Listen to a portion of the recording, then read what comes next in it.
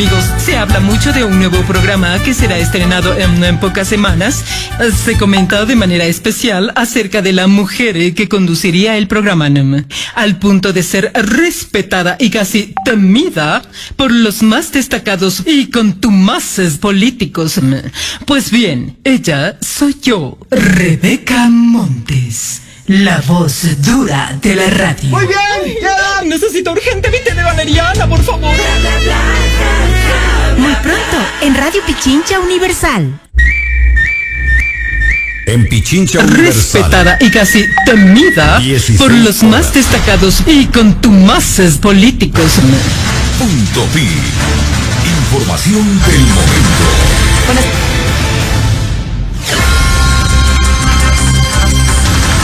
Buenas tardes, bienvenidos a la información de Punto Pi a través de Pichincha Universal. Les saluda Licenia Espinel. El Pleno del Consejo de Participación Ciudadana y Control Social condecoró a Leonidas Issa, presidente del Movimiento Indígena y Campesino de Cotopaxi. La distinción se la otorgó este miércoles en la sesión ordinaria de la entidad que se realizó en la Tacunga, Cotopaxi. La razón de esa condecoración fue su trayectoria en temas de participación ciudadana, derechos humanos y la organización social en la provincia de Cotopaxi. Issa es uno de los principales dirigentes de la Confederación de Nacionalidades Indígenas del Ecuador, CONAIE. Junto a Jaime Vargas, presidente de esa organización, fue uno de los rostros más visibles durante las protestas de octubre pasado. 16 horas con un minuto, 16 con un minuto. Revisamos la información internacional. México inició la repatriación a Honduras de los migrantes que fueron interceptados al intentar cruzar por la fuerza a la frontera. El regreso se realiza en autobús o, en el caso de las mujeres y niños, en avión. Honduras aseguró que son cerca de 700 los regresados. Por su parte, el gobierno de López Obrador informó que 1 millar de personas solicitó ayuda para volver a sus países. Además, 2.400 personas accedieron legalmente en México el fin de semana. En paralelo, cientos de ellos aguardan en la frontera exigiendo a las autoridades que les permitan cruzar para llegar a Estados Unidos, algo que encuentra rechazo del gobierno mexicano. Por favor. Comida. Es más por eso que me decidí a regresar. Mejor decir ahorita que no me han golpeado. Ellos dicen que pasemos en grupitos y lo que pasa es de que ya estando adentro ellos ya no cumplen con eso, con esas normas que ellos dicen, sino que ya lo que hacen es retornarlo a uno o detenerlo a uno. Pues mi idea es quedarme ahí en México nada más. Ahorita aquí, digamos, más adelante, pero ir al otro lado no, porque a veces México da oportunidades también. Es tiempo de información deportiva, ya está listo Javier Ojeda. Muy buenas tardes, Licenia, amigos y amigas oyentes. San José y Guaraní abren la jornada de hoy en la Copa Libertadores. Esta tarde, desde las 17:15, San José de Oruro se enfrentará a Guaraní por la primera fase de la Libertadores de América. El encuentro se disputará en el estadio Jesús Bermúdez de Oruro, escenario deportivo que se encuentra a una altura de 3.735 metros sobre el nivel del mar. El cuadro boliviano pagó deudas ante la FIFA por demandas del director técnico Julio César Uribe y los jugadores Nahuel Quiroga y José Caraballo. El equipo santo está habilitado para disputar su 8ª versión de la Libertadores, torneo para el que se alista un plantel de emergencia, pues varios de sus futbolistas han abandonado el club. El partido de fondo se disputará a las 19:30, cuando el Barcelona Sporting Club tenga que jugar ante Progreso en Uruguay. 16:03. Javier Ojeda reportó para Punto Pi. Buenas tardes. Punto Pi. Información del momento. La música y la palabra son elementos fundamentales de la vida. Imágenes auditivas que construyen nuestros imaginarios, nuestro mundo. Por ello, cada día nos esmeramos por producir lo mejor. 95.3 FM y 94.5 en el noroccidente de Pichincha. Aquí sí hacemos radio. Pichincha Universal.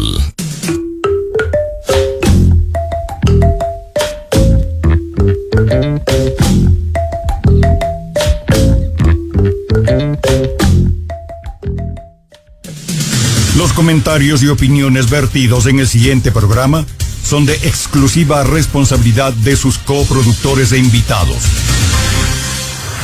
El siguiente es un programa intercultural, clasificación F, formativo, educativo, cultural. Categoría A, apto para todo público.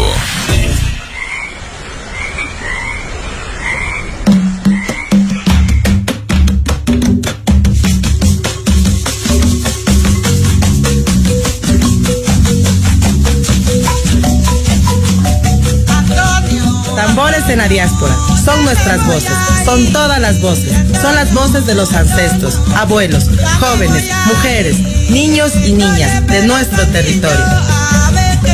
Tambores en la diáspora, es un espacio para encontrarnos, mirarnos de frente, conocernos y aprender juntos, para hermanarnos y respetarnos en las diferencias. Suenan los tambores. Suenan los tambores. Suenan los tambores. Es el espacio destinado a la música nuestra, a la música tuya, a la música de todos. Estaremos con ustedes de 16 a 17 horas. ¡Empecemos!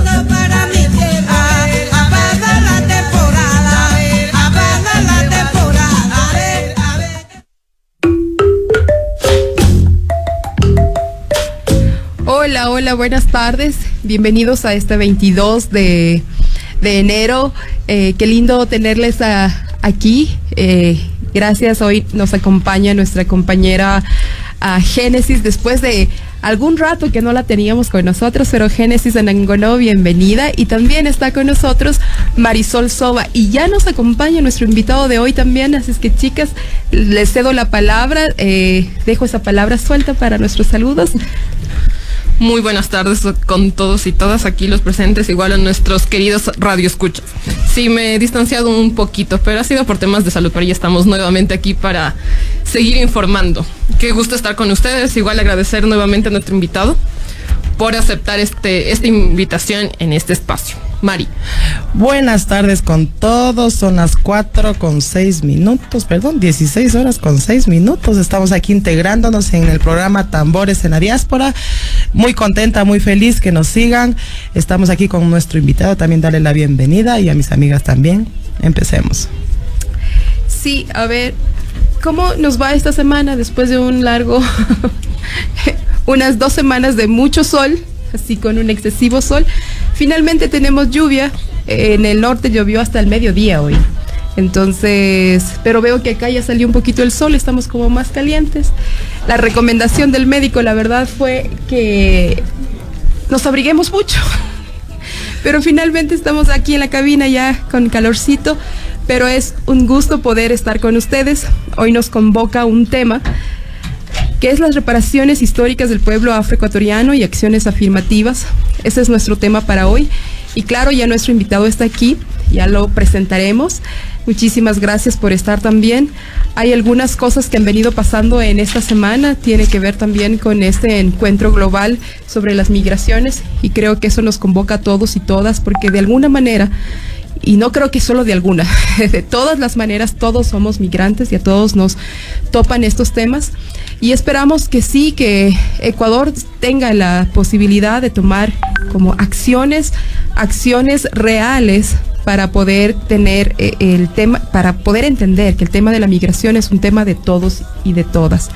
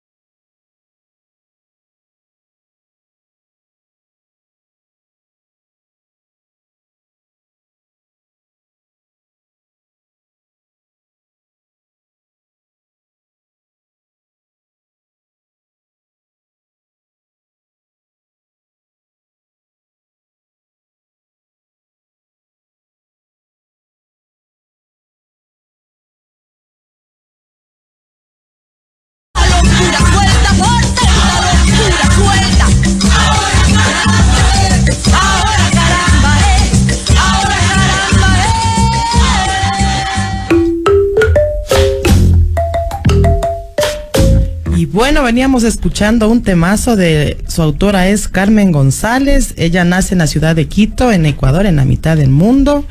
Desde muy pequeña ella se inclina por el canto, la música, participando en algunos eventos. Este tema está en la editora Buscando Raíces, que resume por primera vez en un mismo espectáculo la riqueza cultural de todas las regiones del Ecuador, bajo un mismo concepto. Su género es marimba, lo lanzó en el año 2000. Y también para contarles un poquito que la música, por ejemplo, en el Valle del Chota también fue uno de los requisitos de conquista de galanteo, muchachas, porque en el Valle del Chota también los chicos, para galantear a las muchachas, sacaban a bailar y por medio de eso lo conquistaban.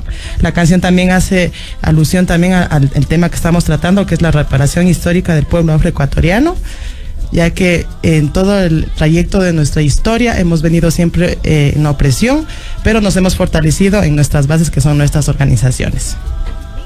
Sí, este es un temita de la tradición realmente, ¿no? Con algunos intérpretes, pero claro, también tenemos ahí esta interpretación que lo hace muy, muy, muy linda, ¿sí? Porque tiene una voz encantadora, ¿no es cierto? Carmen González. Y claro, queremos, sin antes empezar, dar la bienvenida a Sofía Carrión. La Sofía está llegando ya, y yo les digo que llegar a cualquier lado de la ciudad se complica, porque los buses que te traían por algún lado ahora se están yendo por cualquier otro menos por el que conocemos, y eso también toma un poquito más de tiempo, y entendemos lo que está pasando eso en Quito, pero no queremos empezar sin antes darle la bienvenida a la Sofi. Bienvenida también. Hace rato que no teníamos el placer de compartir este espacio. Muy buenas tardes con todos y todos. Perdón el retraso, Quito con lluvia y sol, los buses que corretean y corretean, perdón. Pero ya estamos aquí una vez más en Tambores en la Diáspora con un tema que nos reúne. Yo no sé si ya lo comentaron, perdón, ¿sí? Sí. Claro que ya lo comentamos. Estamos con reparación histórica del pueblo afroecuatoriano, acciones afirmativas, y estamos con John Antón. Sí, precisamente en este momento voy ya. Habíamos dicho que tenemos a nuestro invitado, pero no habíamos dicho a quién. Pero sí, muchísimas gracias, doctor John Antón Sánchez. Es doctor en Ciencias Sociales por Flaxo, sede Ecuador. Tiene un título de maestría de Sociología en Cultura de la Universidad Nacional de Colombia. Un título también en especialidad de Desarrollo Comunitario de la Universidad Tecnológica del Chocó. Antropólogo de la Universidad Nacional de Colombia, experto en temas étnicos afrodescendientes, especialista en derechos humanos, interculturalidad, políticas públicas, investigador en áreas relacionadas con la plurinacionalidad, raza, etnicidad y discriminación. También fue parte en el 2010-2011 como del sector social de UNESCO para la región, fue encargado en esos años con su sede en Quito, y actualmente es catedrático en el Instituto de Altos Estudios Nacionales en la Universidad de Posgrado del Estado, y es un placer tenerlo aquí. Seguramente no he dicho todo porque también es un gran escritor. Hemos tenido el placer de tener muchos de los estudios del pueblo afroecuatoriano de su mano, y es un placer poder hablar de esta temática que nos convoca, y que ojalá podamos tener los elementos para poder entender primero qué es una reparación, y luego también entender por qué estas acciones afirmativas podrían ser uno de esos caminos. Bienvenido, John. Muchísimas gracias por estar en nuestro espacio. Gracias, Jacqueline. Faltó en la larga presentación, que debiste haberla hecho más corta, decir lo más importante. Soy un militante del movimiento social afrodescendiente de las Américas, y me la juego por la militancia activa con las organizaciones. Contigo mismo nos hemos encontrado en muchísimos espacios y podemos decir que somos colegas. Pues bueno, gracias a las colegas de Génesis, a Marisol, que me dan por fin el sueño de estar en Radio Pichincha, porque siempre he estado del otro lado, ¿no? Escuchando a Radio Pichincha en las 3 emisiones al día. Muy bien. ¿Sí? Y los programas especiales que tienen, incluso la programación de salsa muy buena que a veces se jalan aquí en Radio Pichincha. Qué bueno, entonces tenemos aquí a uno de nuestros radioescuchas, ahora nuestros interlocutores, porque creemos también que no somos solo radioescuchas, no solo escuchamos, sino también que interlocutamos y que bien. Entonces, claro, el tema que nos convoca es poder entender un poco más sobre estas reparaciones y claro, después entender también, entonces yo empezaría preguntándote qué es una reparación, por qué se hace importante, desde cuándo está, porque también pareciera que es algo como inventado o unos grupitos nos lo inventamos, pero también ha sido un trabajo así como de algunos años y que está en esa tela. Entonces, explíquenos un poquito sobre qué son estas reparaciones y por qué se hacen importantes. Lo primero que debemos decir es que las reparaciones son un derecho constitucional que están en el artículo 57 de la Constitución, inciso 3, que habla de el reconocimiento, reparación y resarcimiento a las colectividades afectadas por racismo, xenofobia y otras formas conexas de intolerancia y discriminación. Esto está en la Constitución porque el movimiento social afrodescendiente lo discutió en la tercera cumbre mundial contra el racismo en Durban en el año 2001, recogiendo las demandas de toda la diáspora africana en el mundo, sobre todo en el mundo occidental.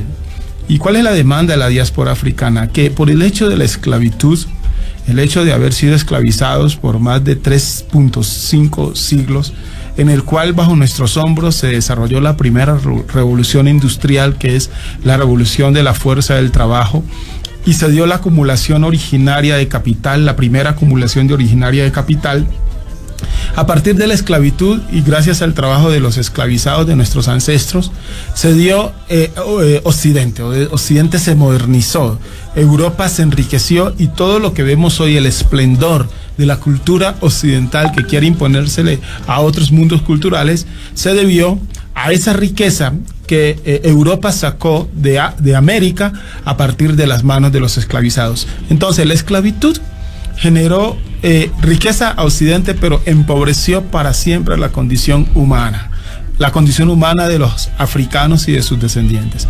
Entonces, lo que nosotros estamos planteando que una de las medidas necesarias para resarcir las desigualdades históricas que las entidades multilaterales como el Banco Mundial y el Banco Interamericano de Desarrollo y las Naciones Unidas denuncian sobre las poblaciones afrodescendientes y negras, esas medidas a partir del racismo y la discriminación deben ser reparadas, deben ser asumidas como un derecho humano para tener dignidad. Ahora bien, las reparaciones no solamente se han dado en la historia como una exigencia del movimiento social afrodescendiente, ya en la historia han existido ejemplos muy concretos de reparación. Por ejemplo, ¿recuerda usted en 1947, cuando se dio la proclamación de la Declaración de los Derechos, la Declaración Fundamental de los Derechos Humanos, y que nació el Estado israelí? Ese nacimiento del Estado israelí fue una manera de reparación de Occidente por el genocidio de los judíos durante la Segunda Guerra Mundial. Igualmente, los Estados Unidos han reparado a los pueblos indígenas norteamericanos por todo lo que ocurrió con el genocidio de los pueblos indígenas en los Estados Unidos durante la conquista y la ocupación de lo que era Norteamérica. Entonces nosotros no estamos haciendo una cosa loca, salida de los cabellos, sino que en efecto la reparación, hoy en día la reparación a los esclavizados es una demanda muy concreta, incluso de países como Jamaica, a los cuales le ha demandado a Inglaterra y a todo el Reino Unido que Inglaterra debería reparar a Jamaica y a todos los afrodescendientes de las islas del Caribe por aquel oprobioso momento que significó la esclavitud. Clarísimo. También, justo como ya nos mencionaba Antón, perdón, estaba hablando lejísimo del micrófono. Tenemos estos instrumentos internacionales que justamente vienen a enlazarse con lo que nos comentaba John, que es la Declaración de las Naciones Unidas sobre la eliminación de todas las formas de discriminación racial en 1963, que es finalmente aprobada por la Convención Internacional en 1965. y que también desemboca en la declaratoria del diseño afrodescendiente de 2015 a 2024, igualmente por Naciones Unidas. Y hay otros organismos también como OIT, que es la Organización Internacional del Trabajo, que también hace un reconocimiento, porque cuando hablamos sobre estas reparaciones a veces como que las vemos como solo en lo social, ¿no?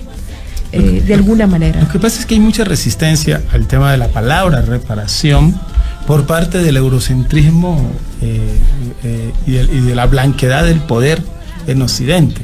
O sea, nosotros en Durban en el 2001 planteamos fuertemente el tema de las reparaciones y lo perdimos. ¿Por qué? Porque cuando se habla del racismo y la discriminación, no solamente estamos hablando del racismo antinegro, sino que también estamos hablando de otras formas con esa de intolerancia y de racismo. Por ejemplo, el racismo de Israel sobre Palestina. Y ese es un elemento pero muy poderoso, que en el seno de las Naciones Unidas, sobre todo en la tercera Cumbre Mundial contra Racismo, jugó un papel importante. Porque tú sabes que Israel tiene sus aliados. Tiene Israel a Canadá, Nueva Zelanda, Australia, Reino Unido, los Estados Unidos y otro por ahí. Y este bloque, en la tercera Cumbre Mundial, respalda a Israel y dice: no, nosotros no vamos a permitir ningún acto de reparación frente a Palestina, porque Israel, entre comillas, no ha cometido ninguna situación frente a Palestina. Entonces está el bloque también que respalda a Palestina. Están los persas de Irán, está la comunidad árabe, la comunidad musulmana, que dice: pero es que nosotros estamos demandando que Occidente repare a Palestina por todo lo que ha pasado en la franja de Gaza. Esa situación hizo que en el 2001 la palabra reparación no pudiera entrar en la Declaración Mundial contra el Racismo y la Xenofobia. Y esa situación ha generado muchos problemas que hasta hoy en día, en el Decena Internacional de los Afrodescendientes, que tiene como lema 3 palabras que son justicia, reconocimiento y desarrollo, en realidad lo que el movimiento social afrodescendiente estaba planteando para las Naciones Unidas era que el diseño fuera justicia, reconocimiento y reparación. Entonces, la palabra reparación, afortunadamente, y vuelvo y recalco y perdonarán los escuchas, Jamaica, Barbados y algunas islas del Caribe han planteado claramente en Naciones Unidas y en la CARICOM, la comunidad de países del Caribe, han planteado claramente la necesidad de instrumentar elementos para reparar a los esclavos. Y nosotros en el Ecuador logramos introducir en la Constitución que la reparación sea un derecho constitucional. La cuestión es: ¿qué sustenta que en el Ecuador sea la reparación un derecho constitucional en esta nueva ola del constitucionalismo latinoamericano? ¿Y cuáles son las implicaciones? Porque muchas veces se piensa que reparar es indemnizar. Nosotros creemos que, claro, todos nos gustaría que nos indemnizaran, ¿sí? A mí me gustaría que me indemnizaran por haber sido de esclavo. Claro, en 1854 el Estado ecuatoriano indemnizó a cada esclavista. A cada esclavista lo indemnizó. Después de la manutención, claro. Con la manutención. ¿Y por qué no indemnizó a cada esclavo por haber sido esclavo? O sea, las cosas siempre tienen su visión cuando tú estás en la posición de poder. Nosotros hoy en día decimos que reparación sí implica indemnización, pero no es solamente indemnización, y eso es una cosa que podríamos explicar luego. Qué chévere, porque se nos quedaba ahí como, a mí por lo menos quedaba ahí, ¿por qué se ha hecho tan difícil que la reparación como tal, con su significado, tenga esta carga? Nos acabas de decir una parte, ¿por qué es esto? No solamente viene por la indemnización de algo, sino que también tiene esta carga. La carga geopolítica muy importante. Que finalmente no se ha podido ponerla en práctica. Pero es que también hay otro problema. En 1887 ocurrió algo muy importante en Europa, sobre todo en Berlín, que se dio la Conferencia de Berlín. En 1887, convocados por el presidente de Bélgica, Leopoldo, él llama a todos los países de Europa y se reúnen en Berlín y se llama la Conferencia de Berlín y se reparten a África. Y en ese reparto de África comienza una segunda, digamos, tragedia africana, porque no solamente fue la primera tragedia que Occidente le genera a África con la esclavización entre el siglo XVI y el siglo XIX, sino que a partir del XIX, no contento con haber explotado a África con la esclavitud, ahora se lo reparten con el colonialismo, que finalmente terminó con la independencia de las naciones africanas en los años 50 y en los años 60, a propósito de Patricio Lumumba, que está cumpliendo creo que 50 años, no estoy seguro, creo que son 50 años de su muerte. ¿Sí? Entonces, el tema de las reparaciones para Occidente, el Occidente capitalista y Europa tiene unas implicaciones muy fuertes, porque ellos dicen, ¿y cuánto es que nos toca poner? Pero mira, Jack, no estamos tan lejos cuando hablamos de indemnización. Y voy a decir lo siguiente. La vicepresidenta de Costa Rica, doña Epps Campbell Barr, que es líder del movimiento afrodescendiente, ella está proponiendo a Naciones Unidas la creación de un fondo o un fideicomiso para sacar a los pueblos afrodescendientes de la situación de desigualdad y exclusión. Y ese fondo tiene que ser económico. Entonces, sí estamos por muchos caminos tratando de hacer entender a Occidente de que debe poner plata. Porque si tú no pones plata, el problema de las políticas públicas es que política pública sin recursos no es política pública, es discurso y es demagogia. Entonces, Epps Campbell está planteando que en el marco del Deseo Internacional Afrodescendiente, que eso se planteó seriamente en la primera cumbre mundial afrodescendiente del 2011 en La Ceiba, Honduras, convocada por don Celeo Álvarez Casildo de la ODECO y otros colegas, que se cree un fondo de reparación a los afrodescendientes de América Latina y el Caribe. Lindísimo. Vamos a tener un corte comercial. Muy bien. Ya venimos.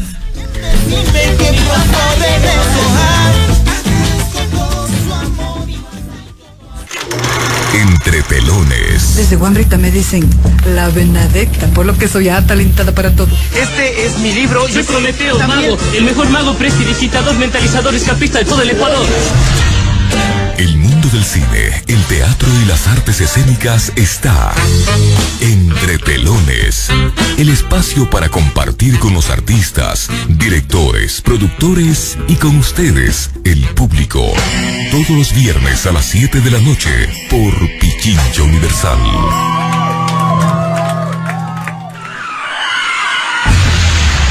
La aguja de tu dial apunta al sur del Cielo Radio.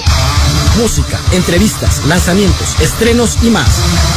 Al Sur del Cielo Radio, un encuentro con el rock nacional. Escúchanos todos los viernes a partir de las 20 horas por Pichincha Universal, 95.3 y 94.5 para el noroccidente de Pichincha. Esperamos que este año 2020 les traiga muchas alegrías y nuevos sueños. Pichincha Universal. En Punto Noticias, decimos la verdad, que otros medios no se atreven. Defendemos el derecho a expresarse en libertad, como una garantía que debe cumplirse para todos. Asumimos los desafíos y caminamos junto a usted para comprender los hechos y sus contextos. Wilson Robalino, Licenia Espinel, Washington Yepes y todo nuestro staff periodístico todos los días narran los acontecimientos en las 3 emisiones de Punto Noticias. A las 6 horas, 12 horas y 17 horas. Radio Pichincha Universal. El otro relata.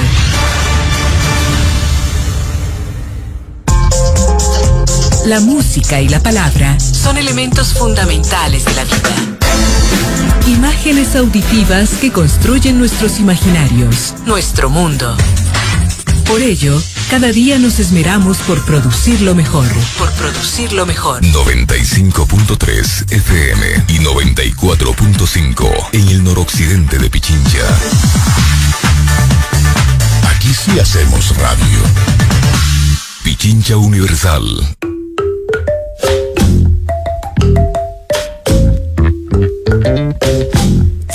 Y ya aquí de vuelta con nuestro tema que nos convoca, hemos tenido una primera presentación ya sobre las reparaciones históricas del pueblo afrodescendiente, porque no es solamente el pueblo afroecuatoriano, afrodescendiente en el mundo entero, la diáspora.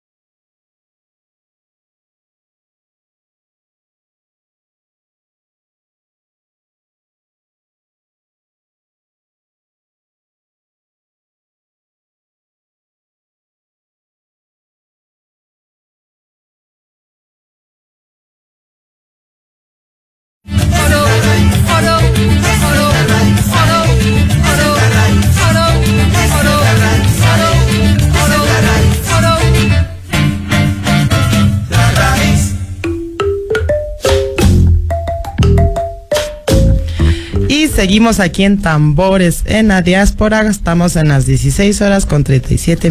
Veníamos escuchando una canción que se llama La Raíz. Su autora es Karina Clavijo.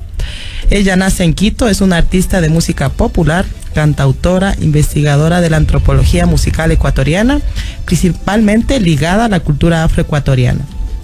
Cantora de grupos musicales tradicionales y música ancestral. Ella fue premiada el 8 de marzo del 2015 con la condecoración Benjamín Carrión, que le otorga la Casa de la Cultura por méritos culturales. También es ganadora de varios premios.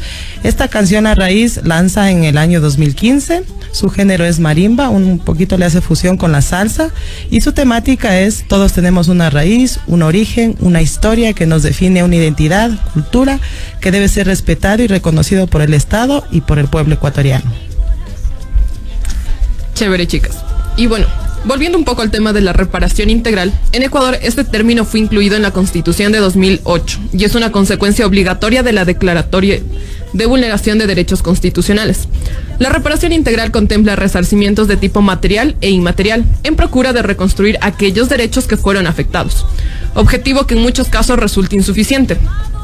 La reparación comprende 5 tipos de medida, que son la restitución, la indemnización, la rehabilitación y la satisfacción, y garantías de no repetición. La víctima accederá a una o a varias de estas medidas dependiendo de los daños sufridos y el tipo de hecho victimizante.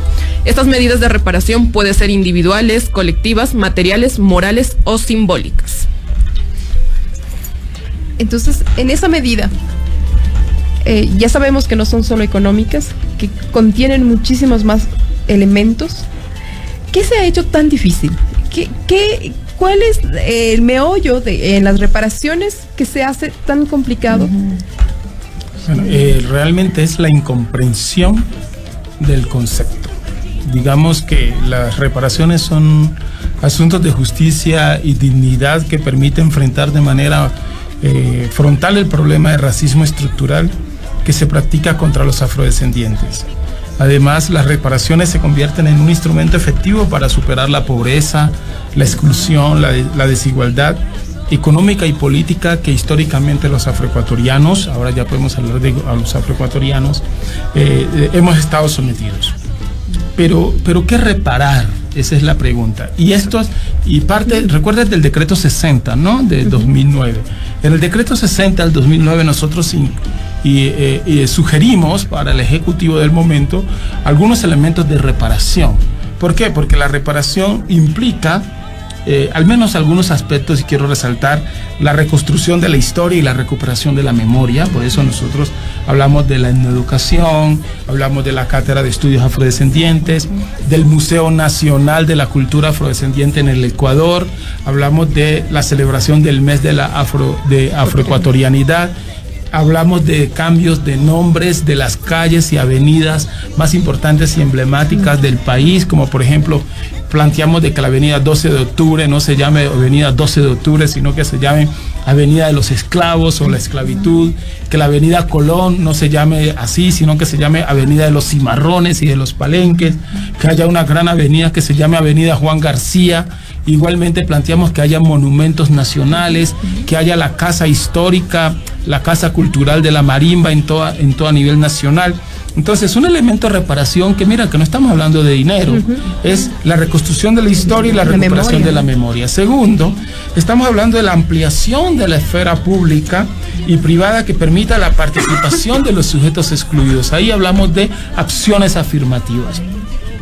Y también estamos planteando en la reparación empoderamiento a las ciudadanías negadas mediante la adopción de reglas de convivencia impulsadas en las escuelas como espacios de la democracia intercultural. Entonces ahí hacemos el enlace de la reparación con el Estado plurinacional y la interculturalidad. Pero hay una cosa que tú me preguntas, Jackie, ¿por qué es tan difícil esto? Y te voy a contestar de una manera muy concreta, pero con un contenido que nos puede ayudar a reflexionar desde la sociología y la filosofía. El Estado monocultural, liberal, burgués que tenemos en el Ecuador no va a permitir el tema de la reparación, porque para reparar se necesita descolonizarnos, se necesita construir una visión de democracia intercultural y el Estado plurinacional. O sea, Siempre y cuando exista el modelo capitalista, liberal, burgués, no será posible construir un modelo de Estado que genere acciones reparativas y de reconocimiento de derecho a las minorías excluidas. Cuando tú hablas del decreto 60, que tenía que ver, que tiene que ver, porque está vigente, con la inclusión en unos espacios, como ya acciones afirmativas, como a dar pasitos, entiendo, ¿sí? Si no, tú nos explicas de mejor manera, para poder tener estos elementos. Cuando yo ya reconozco que es la necesidad de una reparación, que en este momento nos acabas de derrumbar todo el castillo, porque si no has cambiado esta estructura, difícilmente vas a poder hacer. Sin embargo, aquí se han implementado, por ejemplo, el decreto 60, que es estas formas de inclusión en ciertos espacios para el pueblo afrodescendiente. ¿Cómo esas inclusiones, esas acciones tampoco han llegado a ser? Porque finalmente ya digamos que la estructura mayor del Estado no se va a cambiar, no se ha cambiado, por lo tanto no se han podido hacer estas reparaciones. Pero tenemos ahí unas acciones que ya se han hecho, que son estas acciones afirmativas que las llamamos, y que también tienen que ver con estas legislaciones, como el decreto 60, que tú dices, bueno, hagamos digamos que sí les vamos a incluir en un porcentaje en ciertos espacios. ¿Por qué tampoco han podido ser efectivos aquí en el Ecuador? Bueno, la primera cuestión es concreta, ¿sí? El modelo institucional del Estado es un modelo liberal burgués, que reconoce derechos individuales, no reconoce derechos colectivos y derechos de las minorías, porque prima sobre cualquier cosa el principio eurocéntrico de la igualdad como elemento de los derechos humanos. O sea, todos somos iguales, pero no se mira cuál es la construcción histórica y política de esa igualdad. La pregunta, ¿por qué no funciona esto?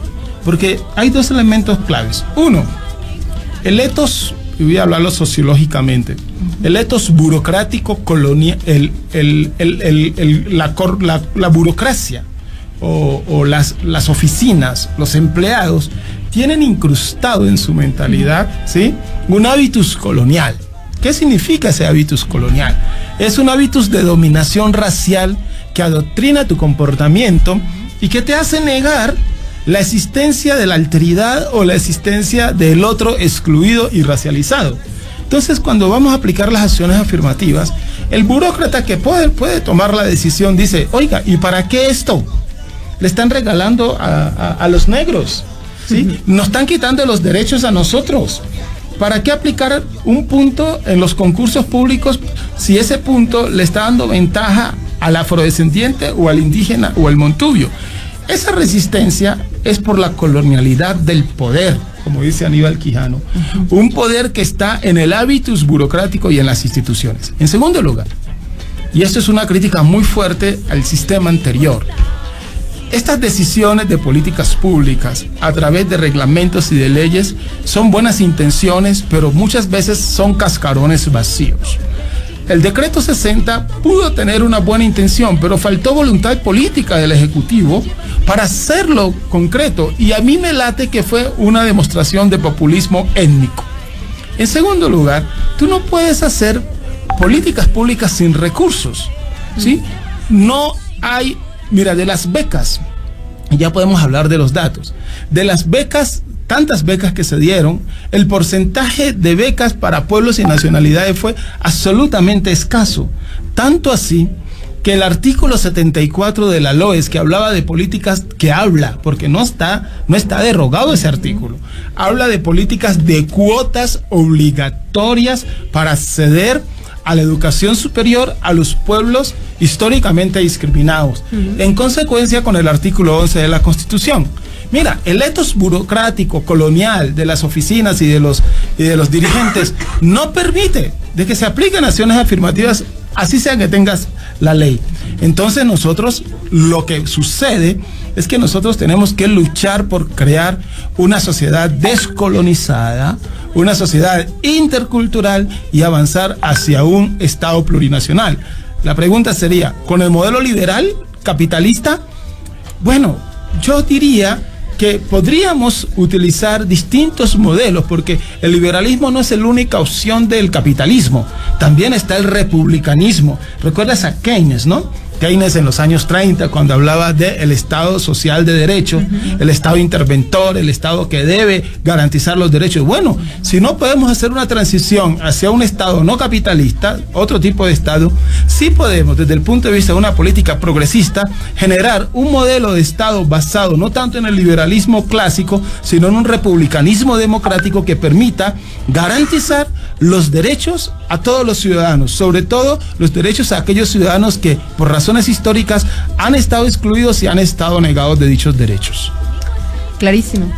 Clarísimo, son necesarias entonces todas estas tomas de decisiones que finalmente pasan por esa voluntad política, ¿no? Que no han sido solamente los instrumentos, que sí los hay, que hay legislación nacional e internacional que los contempla, pero ahí estamos teniendo ya dos elementos. ¿Por qué no se han podido hacer efectivos y por qué no los podemos vivir nosotros como pueblo afroecuatoriano también, conociendo que también estas brechas de desigualdad no es solamente para un pueblo como el afrodescendiente, sino que eso tiene mucho que ver con nuestra nación? Quiero decir, si yo en mi casa tengo mis dos guaguas y al uno le doy mucho y el otro se queda, algo está pasando, no quiero que ver a los dos, seguir adelante y sabré que mi casa está en mejores condiciones. Entonces pasamos de ahí para ver un poquito más cómo estamos en empleo, en estadísticas, en empleo, en estas brechas que existen todavía, y también de la universidad y el acceso, también apostando de que la educación es una forma de apuesta de desarrollo también. Jacqueline, el movimiento social afrodescendiente propone dos políticas públicas de acción afirmativas muy concretas, pueden ser más, ¿sí?, en términos de derechos económicos, sociales y culturales, pero fundamentalmente nosotros en el movimiento social estamos abogando por dos tipos de políticas: acceso a la universidad y mejoramiento a las condiciones de empleo. ¿Por qué razón? En el tema de empleo, nosotros tenemos todas las de perder, y voy a decir esto: en 10 años, porque tengo los datos, se los entregamos a los expertos relatores afrodescendientes que llegaron de Naciones Unidas en diciembre. En 10 años, midiendo desde el 2016 hasta el 2019, ahí ya no hay más de, ahí hay más de 10 años, ¿verdad? Sí, bueno, está haciendo 10 años por la década pasada. Los afrodescendientes teníamos el más alto nivel de desempleo, ¿sí? Y en el 2016, el gobierno que terminaba entrega a los afrodescendientes con la tasa de desempleo urbano más alta de todos. Y hoy, 2019, ¿qué es lo que nos dice la encuesta de desempleo que tanta opinión ha generado publicada por el INE recientemente? Mira, aquí nos dice: desempleo, diciembre del 2019. La tasa de desempleo a nivel nacional es una tasa absolutamente baja, donde la población mestiza tiene una tasa de desempleo de 4,7%, ¿sí?, bastante baja, y la población afrodescendiente del 12,1%. Es decir, los afrodescendientes tenemos una tasa de desempleo urbano 3 veces más alta que la tasa de la población mestiza. Y no solamente eso, sino que también miremos el empleo adecuado, que es el que más se publicita. Nosotros tenemos una tasa de empleo adecuado por debajo de la población mestiza y por debajo del promedio nacional. Mientras la población mestiza tiene una tasa de empleo adecuado del 49,4%, nosotros tenemos una tasa de empleo adecuado del 41%. Es decir, y no quiero alargar esto mostrando la serie histórica, porque para eso están los datos. Lo que quiero decir es que en temas de desempleo, los afrodescendientes en las ciudades, que somos el 73% y que vivimos más de un 25% en Guayaquil, nosotros tenemos el principal problema de exclusión económica y social es el empleo. Y con el empleo estás excluido de los ingresos. Y cuando estás excluido de los ingresos, estás excluido de los derechos económicos, sociales y culturales, porque ni siquiera te alcanza para ir al cine. La otra reivindicación que nosotros estamos haciendo es la admisión a la universidad. Hicimos un análisis del consolidado, no de la encuesta del INE, sino de los datos oficiales del Cenecit. El CENESI es una institución muy importante que tenemos que defenderla porque ella debe descolonizarse y garantizar que los excluidos entren a la universidad, no lo contrario. Porque mira, haciendo un consolidado de las cifras del CENESI, de toda la población universitaria que se presentó a los exámenes entre 2012 y 2018, ¿qué encontramos? Voy a hablarte solo de mestizos y afrodescendientes para no hacerlo muy largo. Se inscribieron en el examen, del total que se inscribió en los afrodescendientes entre el 2012 y el 2018, el 3,3% pertenecieron a jóvenes afroecuatorianos y el 72,61% perteneció a los mestizos. Bueno, tú dirías, hay una cuestión de proporción de población, pero no es tanto así. Sigamos mirando. Los que rindieron el examen, 3,7% que rindieron el examen fueron afrodescendientes. Y en cambio los mestizos que rindieron el examen fueron 83,47. Es decir, suben los mestizos para rendir el examen. ¿Cuántos postularon? Ahí se reduce los que postulamos en los afrodescendientes, 3,1%. En cambio los mestizos fue 78%. Finalmente, ¿a quiénes les asignaron cupo? De la población que tiene un cupo universitario entre 2012 y 2018, el 87,2% de los que tienen cupo, es decir, de los que están estudiando, según el CENESI, son mestizos. Y solamente el 3,3% son afrodescendientes. Pero tú dirías, sí, pero es que los afrodescendientes son más. Y ahí hay una falsedad. Porque según el INET, y con esto termino, ¿sí?, la población que está en edad de estudiar afrodescendiente corresponde al 8%. En cambio, los que estamos estudiando somos el 3%. En los mestizos, la población que está en edad de estudiar la universidad es el 72%. En cambio, los que están en la universidad son el 87%. Por esas razones, por esas desigualdades, es que nosotros planteamos políticas de acción afirmativas como acción de reparación.